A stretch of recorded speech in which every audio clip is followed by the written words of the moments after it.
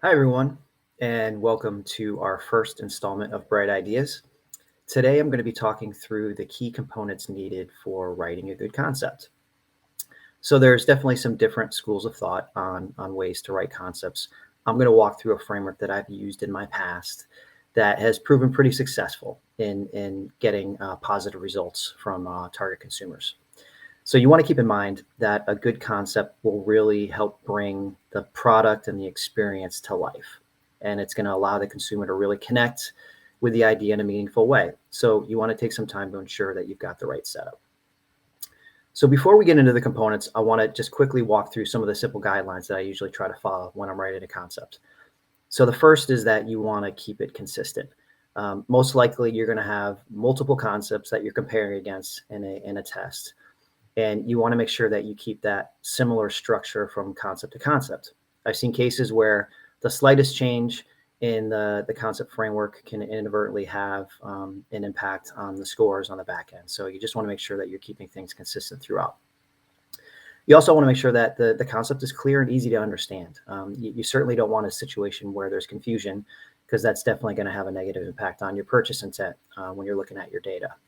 And then finally, as far as visuals, I have no issue with including visuals, again, as long as it connects with the message and there's no understanding issues. So let's get into the framework. Typically, a concept is going to be one page. It's a few sentences, maybe a picture and some pricing and sizing information, and that's it. When you start out your concept, obviously you're going to have a concept name. So that's going to be at the top of your concept. You want to make sure it's clear and unique. And you can also decide whether or not you want branded or unbranded. So there's pros and cons to each of those. I think branded is good because it makes it immediately identifiable to the consumer.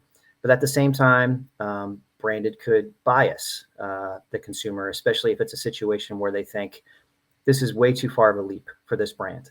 So there's ways around that. You can go in keeping this concept unbranded, and then later on in your survey ask, okay, so if this product was for so-and-so brand, how would you react? How would that impact your purchase intent? So there's some solves depending on how you want to manage it.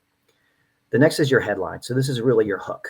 So think of the most important idea you have with this concept and put that right in the beginning. This is going to be something that's just going to get them immediately interested in it.